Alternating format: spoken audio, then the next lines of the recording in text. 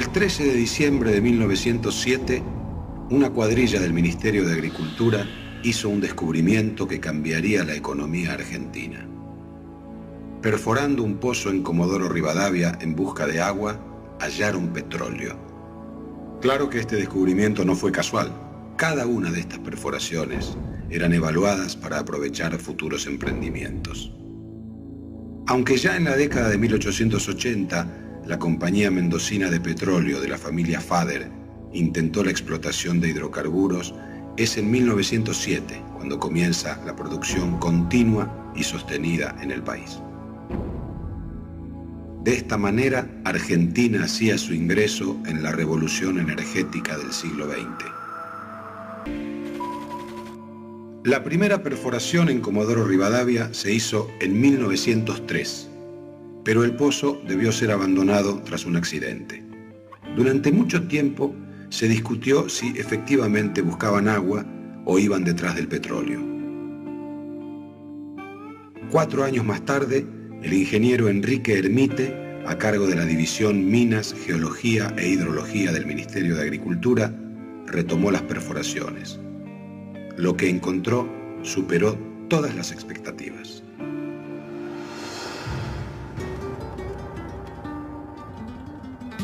Junto con el petróleo surgirían 2 temas polémicos y de difícil solución. ¿Quién era su legítimo dueño y quién podía explotarlo? Estas preguntas fueron respondidas a lo largo de la historia de 2 maneras: a favor del Estado o a favor de las empresas privadas. La historia petrolera de la Argentina estará marcada desde sus inicios por esta tensión. Hasta 1907, el combustible esencial de la Argentina era el carbón, que se importaba principalmente desde Gran Bretaña. La posibilidad de contar con un combustible sustituto no pasó desapercibida para el gobierno, que rápidamente tomó medidas. La administración del yacimiento quedó a cargo de la Dirección de Minas, que dependía del Ministerio de Agricultura. Durante los primeros años, la producción fue muy escasa. La precariedad de los equipos, el poco presupuesto y la dureza del clima complicaban el trabajo.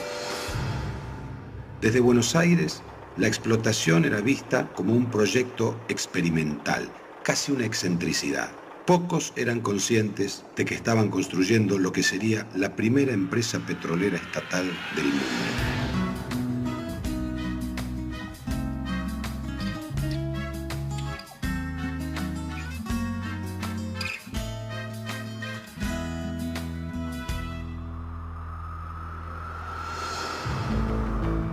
En 1910 asumió la presidencia del país Roque Sáenz Peña.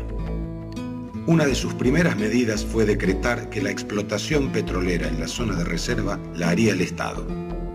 Se creó así la Dirección General de Explotación del Petróleo de Comodoro Rivadavia, embrión de la futura YPF.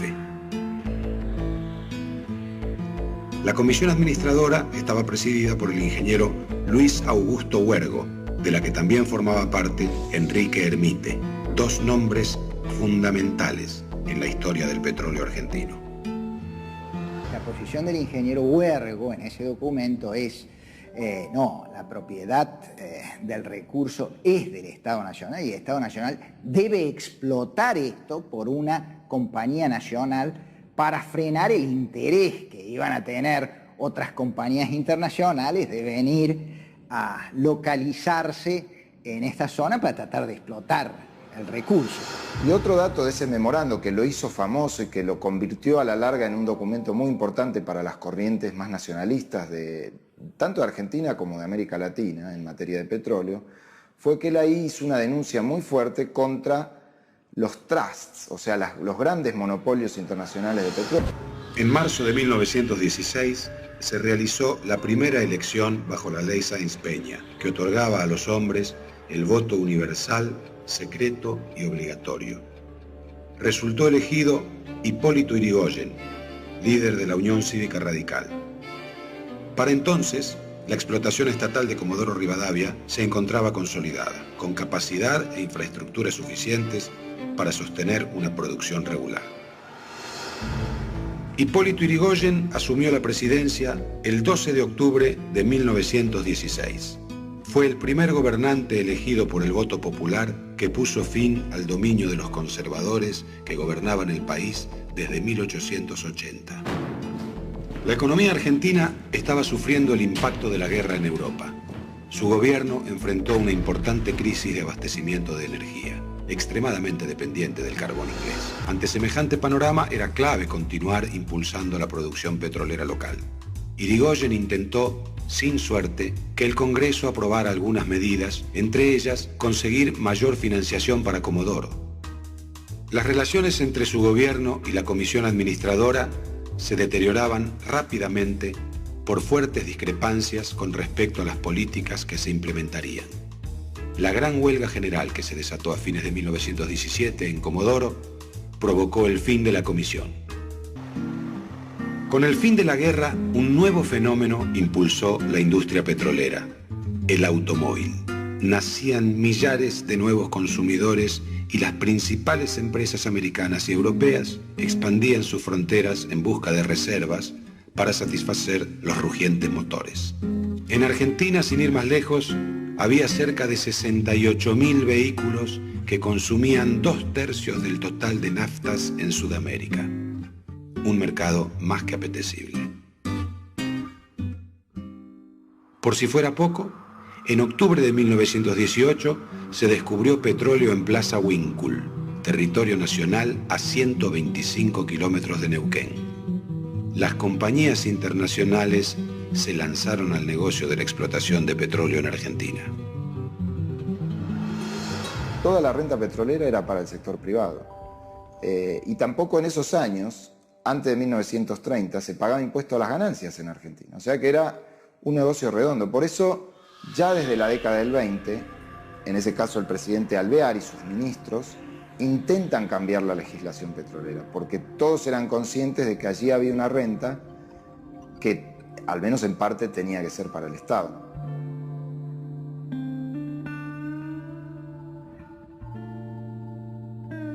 A pesar de todo, la explotación estatal disfrutaba del alza de los precios internacionales que se dispararon luego de la Primera Guerra Mundial. Pero en materia de producción, el panorama era preocupante.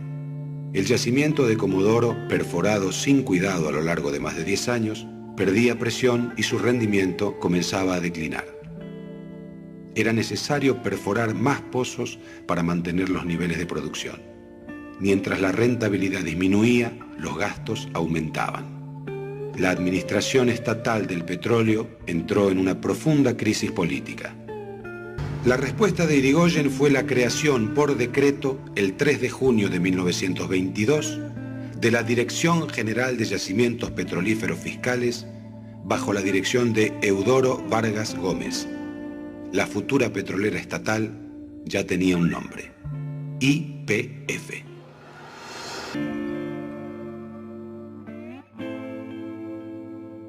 Yrigoyen terminó su mandato presidencial con un panorama complicado. La producción de los pozos declinaba, pero continuaban otorgándose permisos de exploración que terminaban usufructuando compañías extranjeras. YPF no estaba aún consolidada y la gran renta petrolera quedaba en manos de las transnacionales. Alvear sorprendería a todos. Durante su gobierno, y gracias al impulso de la administración de Enrique Mosconi, se consolidaría como un actor central de la economía argentina. De allí en más, la tensión ya no sería entre explotación estatal o privada, sino entre explotación estatal nacional o explotación privada extranjera.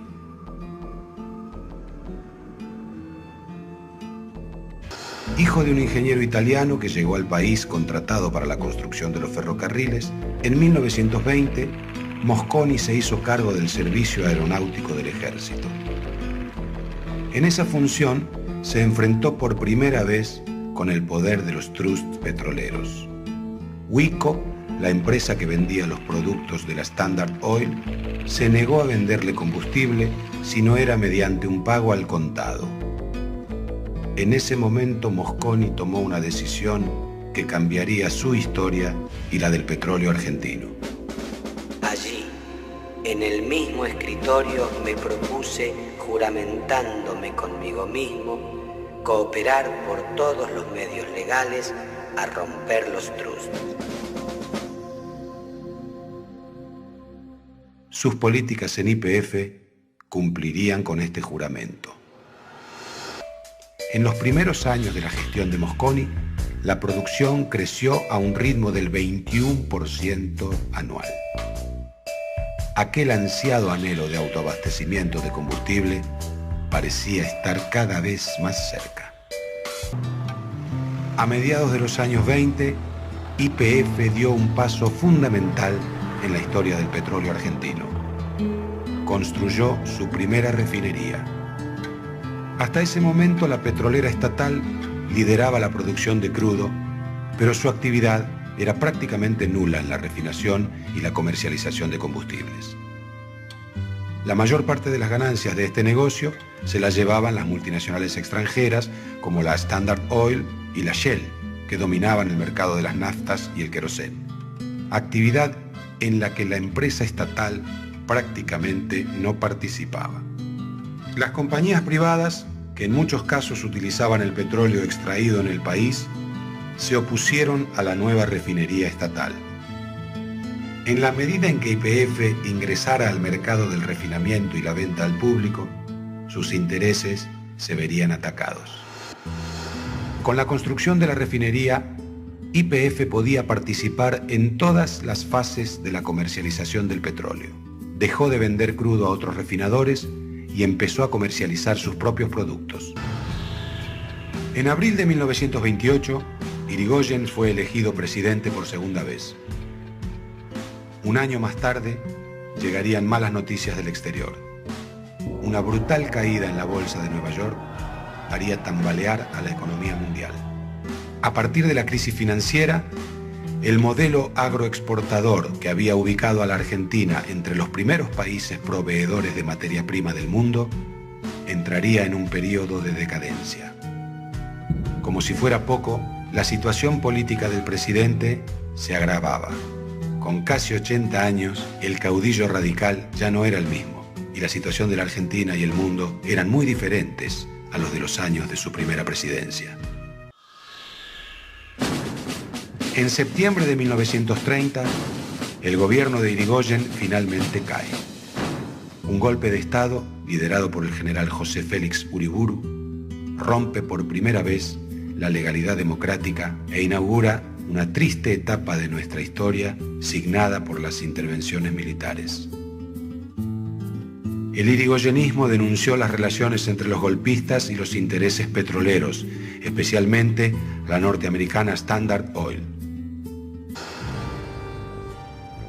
Mosconi fue una de las primeras víctimas políticas del gobierno de Uriburu. Se le inició un sumario por la supuesta aplicación indebida de fondos de YPF y después fue enviado a Europa en misión profesional. En el verano de 1932, Agustín Pedro Justo fue electo presidente.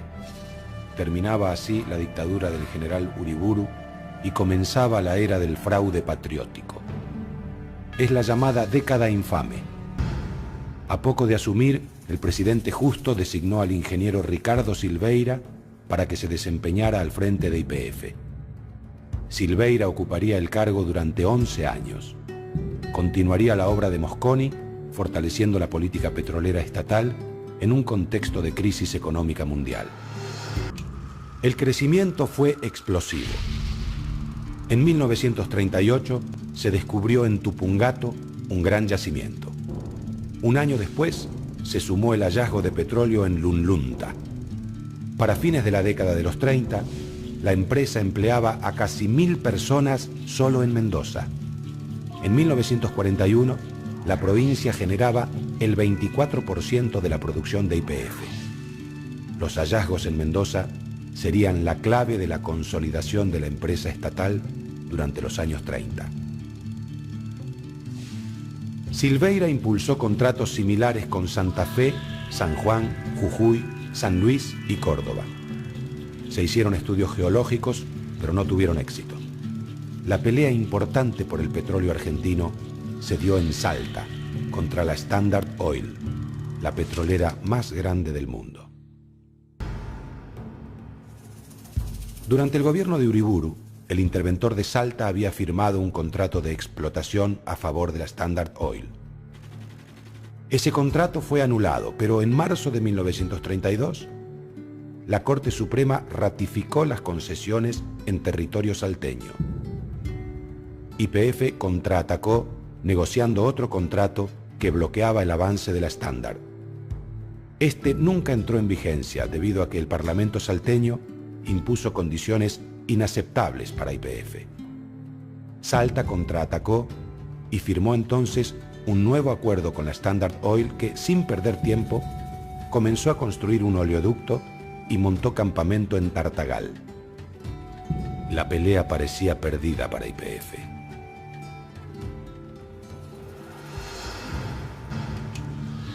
La Standard pretendía extraer el petróleo boliviano, un país que por entonces casi no tenía mercado interno de hidrocarburos, y comercializarlo en la Argentina a través del oleoducto salteño. Sin embargo, esto iba en contra de los intereses británicos del Pacto Roca-Runciman. Por este acuerdo, la Argentina se había comprometido a comprar a Gran Bretaña la totalidad del carbón que consumía. Aumentar la producción de petróleo, por más que fuera extraído en otro país, iba en contra de los intereses británicos que establecía el tratado. En consecuencia, Argentina le prohibió a la Standard transportar el petróleo boliviano a través de Salta. El presidente Justo tomó entonces una medida que determinaría el dominio de la estatal en los años siguientes. Le entregó a YPF el control de las importaciones de petróleo. Fue un éxito. En 6 años, YPF pasó a controlar el 48% del mercado, un golpe durísimo para las multinacionales. Luego de 10 años de disputa, la Standard Oil firmó un convenio para abandonar el país el último día de 1936. Vendía todos sus activos locales a YPF y sus empleados pasaban a la estatal. Además, se comprometía a no reingresar en el mercado por 15 años. El acuerdo incluía una cláusula que afirmaba que debía ser ratificado antes del mes por el presidente y el Congreso. Cuando esto finalmente se hizo, el 21 de enero de 1937, ya era tarde. La Standard había hecho uso de la cláusula y se había quedado en el país operando en la refinación y venta de combustible al público hasta nuestros días con la marca Esso. El Estado obtuvo el control de los hidrocarburos, pero nunca se logró expulsar a las petroleras transnacionales. Gracias al control de las importaciones, la segunda mitad de la década de los 30 fue una etapa de esplendor para YPF. Aunque el monopolio del Estado no se concretó, las empresas privadas fueron relegadas a un rol secundario. La prioridad era encontrar nuevos yacimientos para aumentar la producción y lograr el autoabastecimiento. Se intensificaron las exploraciones y se hicieron importantes hallazgos en Mendoza, Salta, Neuquén y Chubut, en la zona de Comodoro Rivadavia y en Santa Cruz. El más importante fue el aporte de los yacimientos de Mendoza. Se instalaron nuevas refinerías en Mendoza, Salta y Santa Fe y se amplió la de La Plata. Gracias a estas inversiones, YPF triplicó su capacidad de procesamiento. En 6 años, la producción creció un 250%. Lo que le faltaba a YPF para consolidar su dominio era una red de puntos de venta eficiente. Argentina venía de una década de grandes logros en su desarrollo petrolero.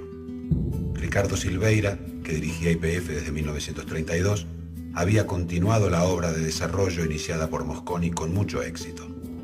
YPF lideraba el mercado local y durante la segunda mitad de la década de los 30 registró récords de extracción año tras año. La Segunda Guerra Mundial alteró los planes de crecimiento de la Argentina.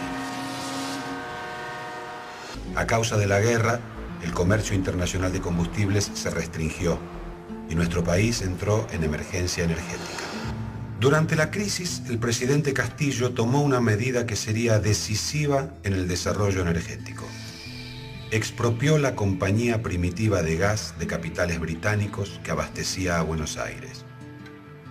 YPF se hizo cargo del servicio con gas de querosén o de hulla, que se producía en la refinería de La Plata y en plantas de carbón. En el invierno de 1941, la crisis de abastecimiento afectó a toda la población. En 1943, cuando el destino de la guerra no estaba todavía definido, un golpe militar derrocó al gobierno del presidente Castillo. Oficiales del Grupo de Oficiales Unidos, GO, entre los que se encontraba el coronel Juan Domingo Perón, impusieron a Arturo Rawson en el poder. La llamada década infame llegaba a su fin y con él se abría una nueva etapa en la historia política argentina. En 1946 se llamó a elecciones y Perón fue elegido presidente. Soplaban vientos de cambio en la República Argentina, tanto para su vida institucional como para la actividad petrolera. Hasta ese momento, menos del 10% de la población tenía gas de red. Canesa fue el impulsor de una obra fundamental, el gasoducto que une Buenos Aires con Comodoro Rivadavia, construido por técnicos de YPF. La creación de gas del Estado fue clave para avanzar hacia la independencia energética. La red de gas que ahora abastece al 80% de los hogares de nuestro país comenzó a funcionar en esa época. Hasta ese momento, la mayoría de los argentinos se calefaccionaba y cocinaba con carbón o querosén. La década de los 50 fue un periodo vital para nuestro petróleo. Su explotación ocupó un lugar central en la agenda política y fue uno de los detonadores de la caída de los gobiernos de Juan Domingo Perón y de Arturo Frondizi. Fueron los años de los contratos con las empresas extranjeras, las políticas desarrollistas y la llegada de las grandes automotrices. Una época compleja y contradictoria, en la que los que se decían nacionalistas negociaban contratos con la Standard Oil de California y muchos de los que se decían liberales defendían el monopolio estatal de YPF. ¿Cómo comprender esta época? ¿Cuál fue el resultado para el país de estas políticas? Después de una serie de intentos de crear una empresa de capitales mixtos llamada Petroargentina, en marzo de 1955 se hizo público que el gobierno peronista estaba negociando un contrato con la Standard Oil de California. Esta sería una de las grandes controversias de la última época del gobierno peronista.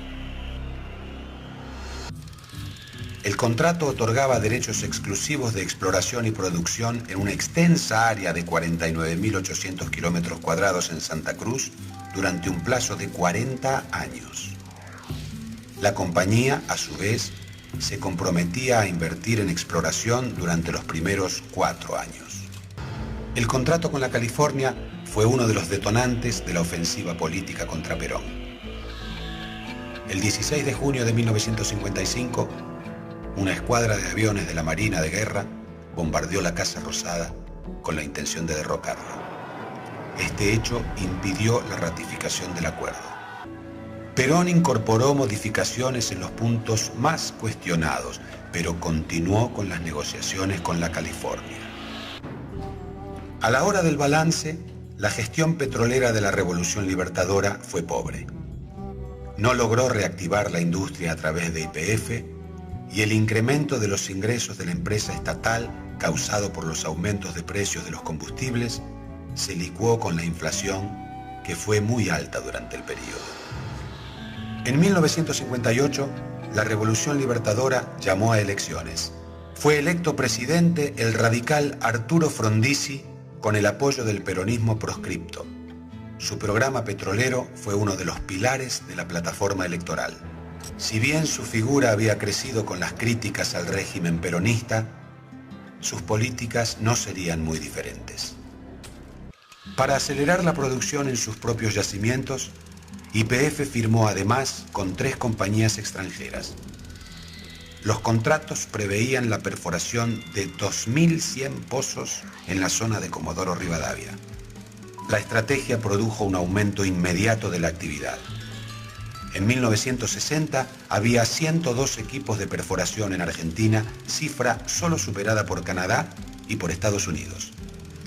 La producción aumentó de 5.6 millones de metros cúbicos en 1958 a 15.6 millones en 1962.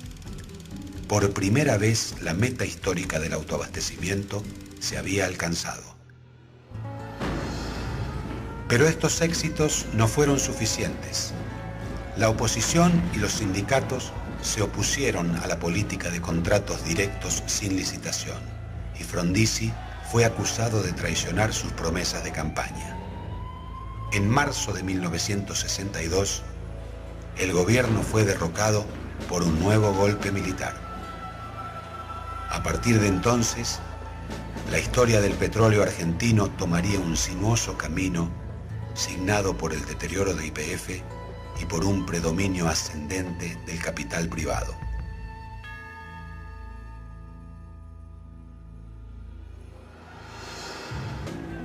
Tras la caída de Frondizi estaban quienes pretendían continuar con su línea y generar nuevos acuerdos, y quienes querían devolver el control total de la producción y la comercialización a la petrolera estatal. El directorio de YPF sometió a votación la nulidad de los contratos de Frondizi. La propuesta fue rechazada por un margen estrecho. En este contexto, el 7 de julio de 1963, se celebraron elecciones presidenciales. Con el peronismo nuevamente proscrito, resultó electo el radical Arturo Humberto Ilia. Al frente de YPF fue nombrado Facundo Suárez.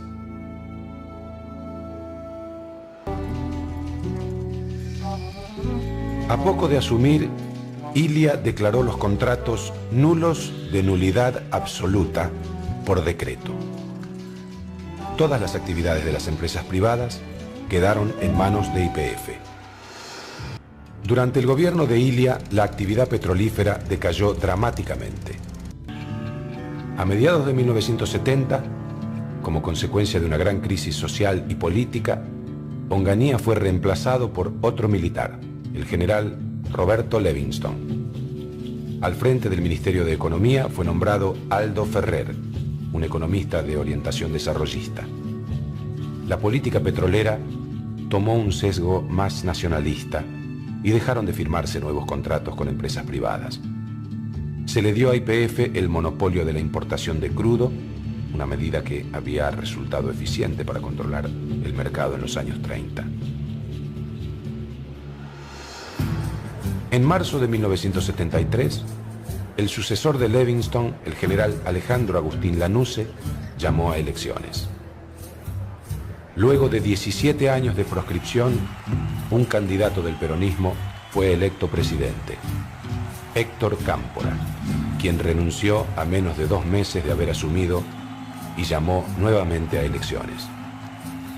Finalmente, Juan Domingo Perón regresó al poder, esta vez acompañado por su esposa, María Estela Martínez de Perón, más conocida como Isabel. El gobierno peronista debió lidiar con un nuevo escenario internacional, la crisis del petróleo. El 17 de octubre de 1973, la Organización de los Países Exportadores de Petróleo Árabes anunció que no exportaría más petróleo a las naciones que habían apoyado a Israel durante la guerra del Yom Kippur. Esta medida incluía a Estados Unidos y a sus aliados de Europa Occidental. El embargo árabe llevó los precios del petróleo a las nubes e inmediatamente se produjo una recesión global. Con la muerte de Perón, en julio de 1974, el poder ejecutivo quedó en manos de su esposa Isabel. Las tensiones internas dentro del peronismo se agravaron y se desató una espiral de violencia que sumergió al país en un oscuro periodo de inestabilidad política. Paralelamente, el programa económico del gobierno peronista empezó a mostrar serias fallas.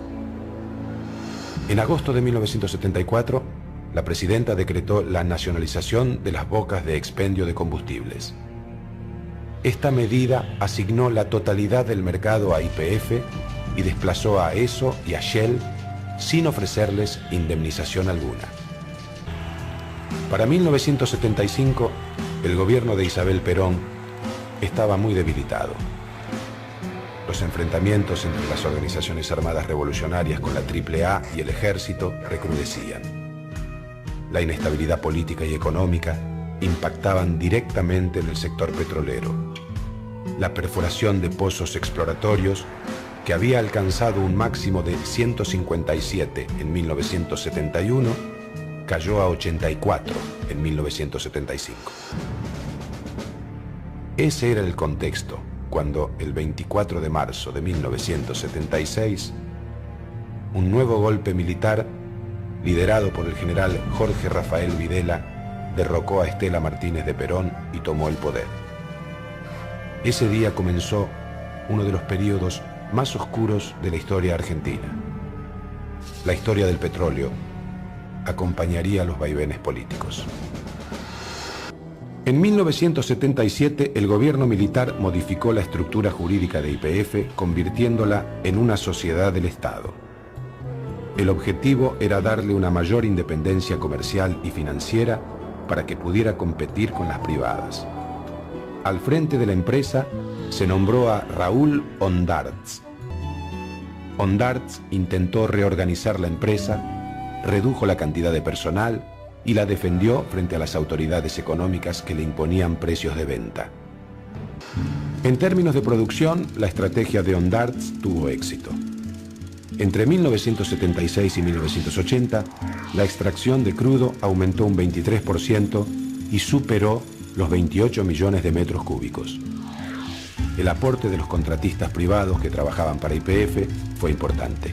Del 24% de la producción estatal en 1977, pasaron al 35% en 1980. Pese a los éxitos en materia de extracción, YPF se descapitalizaba. Los precios netos que recibía por la venta de sus productos sufrieron una caída real del 50%. Las autoridades económicas no querían aumentar los precios para no agravar el problema inflacionario. Además, el Banco Central forzó a la compañía a endeudarse en moneda extranjera, una decisión que dejaba a la empresa estatal muy expuesta al creciente riesgo de una devaluación del peso.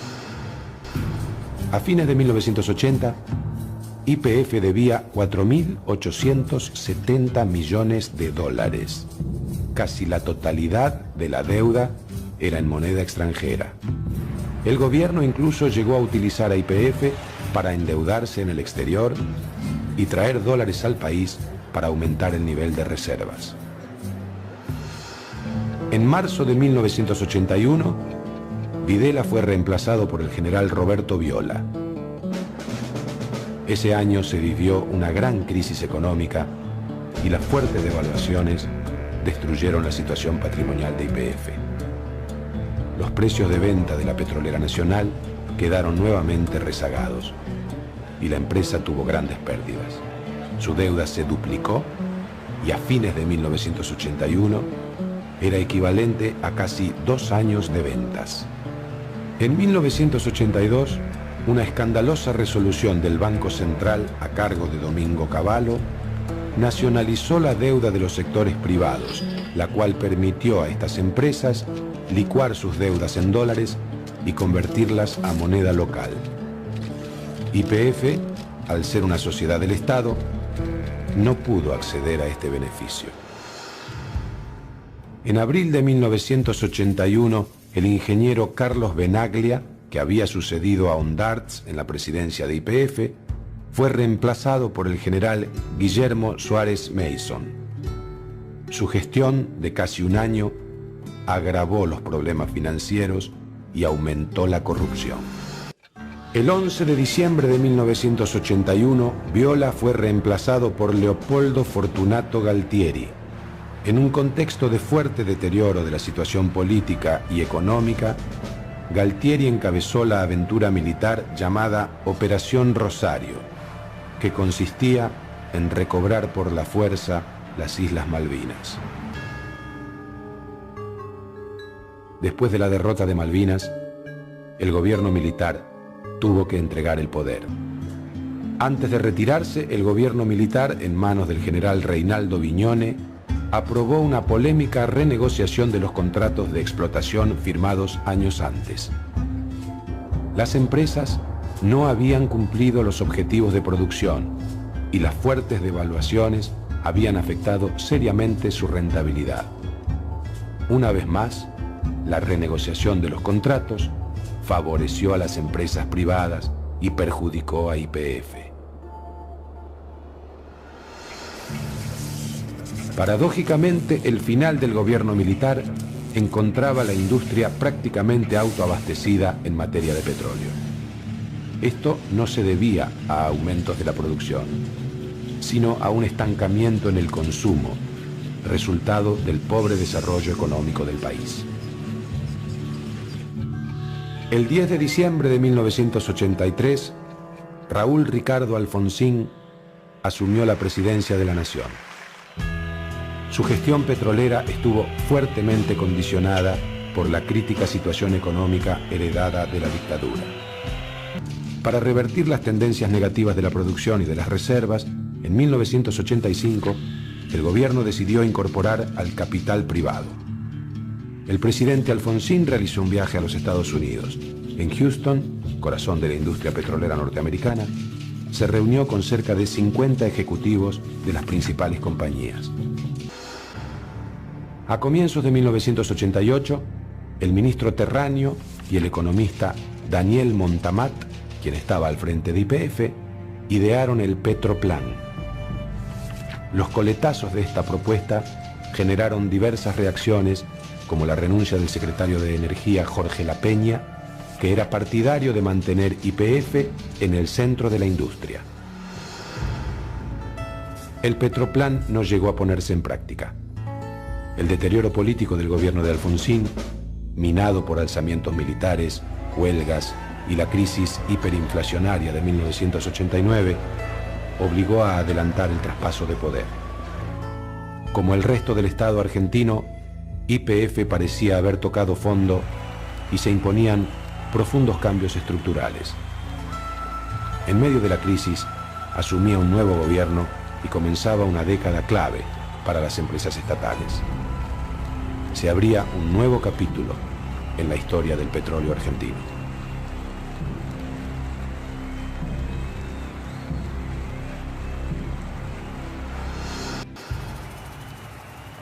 El 8 de julio de 1989, Carlos Saúl Menem asumía la presidencia de la Nación. El país sufría una grave crisis inflacionaria y el traspaso del poder se tuvo que adelantar. El nuevo presidente encaró un profundo programa de reforma económica orientado a la desregulación, privatización y apertura de los mercados de bienes y servicios. Para darle más margen de maniobra al gobierno de Menem, el Congreso sancionó las leyes de emergencia económica y reforma del Estado.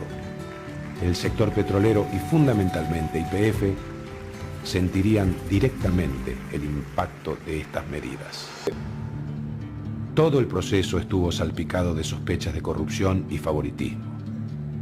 YPF era la dueña original de las áreas, pero mantuvo solo el 11% de la superficie. Así comenzó el proceso de desguace de la petrolera estatal.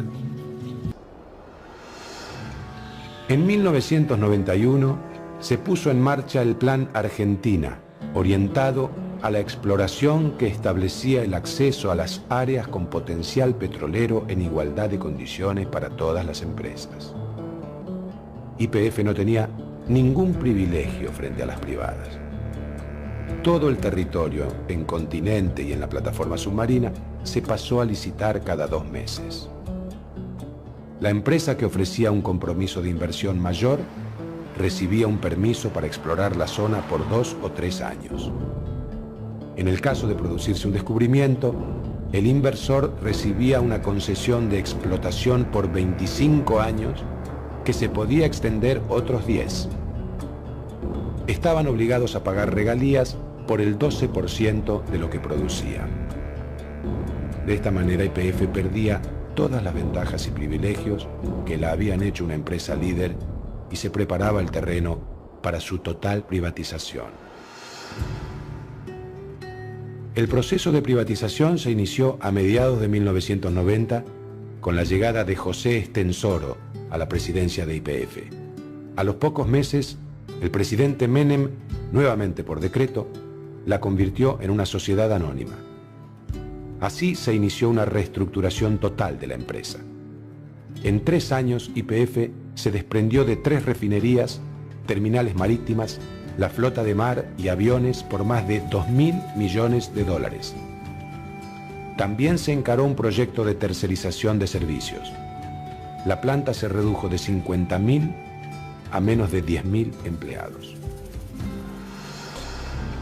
En septiembre de 1992, una nueva ley declaró a YPF sujeta a privatización. No podemos más que felicitarnos de estos diputados que han dado el quórum, que han hecho funcionar la Cámara, pero creo que hoy es un día de júbilo, hoy es un día de festejo para la Argentina, que desde hoy el petróleo pasa a ser de las provincias, YPF pasa a ser una empresa que cotiza en bolsa, que va a tener inversión privada, y el dinero que de esto surja es de los jubilados. Miles de millones de dólares pasan del patrimonio del Estado a los jubilados. Al mismo tiempo, se transfirió el dominio de los hidrocarburos a las provincias, cumpliendo con un viejo reclamo de las jurisdicciones petroleras. La ley determinó que debían venderse no menos del 50% de las acciones, que fueron divididas en 4 categorías. Clase A, las del Estado Nacional; B, las de las provincias; C, las de los empleados; y D, las de los inversores privados. En casi todas las privatizaciones que se llevaron a cabo en los años 90, se decidió vender la mayoría accionaria y, por lo tanto, el control de la empresa a un único grupo empresario. El caso de YPF fue distinto, pero los resultados, en el largo plazo, similares. De la mano de la reestructuración liderada por Estensoro, los capitales estatales se iban alejando de YPF. La venta pública local e internacional de acciones se hizo en julio de 1993. El Estado mantuvo el 20% del total de acciones y el derecho a veto sobre determinadas decisiones, en particular sobre un cambio de control en la compañía. Los empleados mantuvieron el 10% correspondiente al programa de propiedad participada, aunque lo venderían pocos años más tarde. Algo similar ocurrió con las provincias, que recibieron una cantidad importante de las acciones para compensar deudas por regalías mal liquidadas. La excepción fue Santa Cruz, que mantuvo sus acciones hasta fines de la década. Como consecuencia de estas ventas, creció el número de acciones en manos de inversores privados locales e internacionales. El capital accionario de YPF se extranjerizó rápidamente. En los años posteriores, YPF desplegó un proceso de expansión fuera de la Argentina.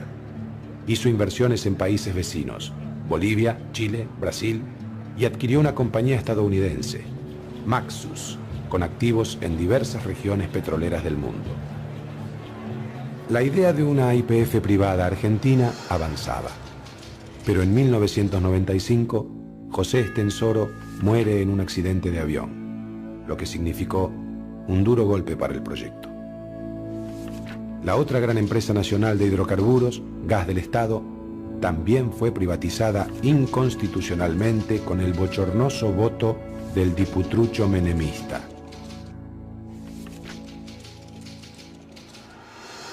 El proceso de privatización de los años 90 terminó por consolidar un grupo de compañías petroleras locales que habían dado sus primeros pasos algunas décadas antes como proveedores y contratistas de YPF.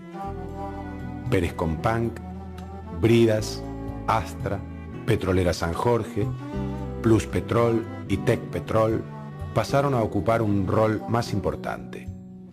A este grupo se sumó la propia YPF, en igualdad de condiciones, luego de su privatización.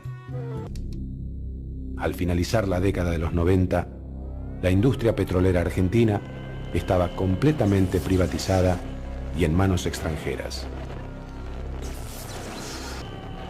El saldo de las privatizaciones fue muy negativo para el país. El crecimiento de la producción de petróleo llegó a un límite en 1998 y a partir de 1999 comenzó una caída sostenida.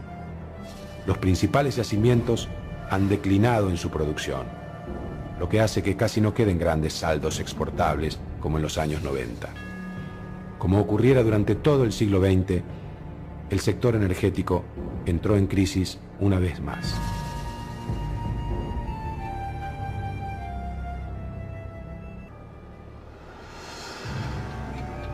En noviembre de 2001, la Argentina sufrió la crisis económica y política más grave de su historia. La renuncia del presidente Fernando de la Rúa, en medio del estallido social de diciembre de ese año, desembocó en una gran recesión. La paulatina salida de la crisis encuentra al país en una situación de fragilidad energética. La estabilización institucional lograda a partir de 2003 no parece haber incidido en las políticas petroleras. Los pasos dados desde entonces han sido escasos. Hoy la Argentina debe importar petróleo y gas. Sus yacimientos están en manos extranjeras. El único descubrimiento de importancia de los últimos años fue hecho por Pan American Energy en la provincia de Chubut. En 2007, el grupo Petersen, de capitales argentinos, compró el 14,9% de las acciones de YPF y se prevé que adquiera otro 10% en los próximos años.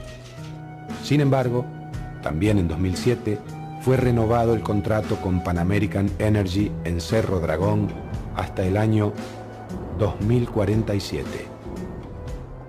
La pérdida de soberanía en materia de hidrocarburos parece estar lejos de revertirse.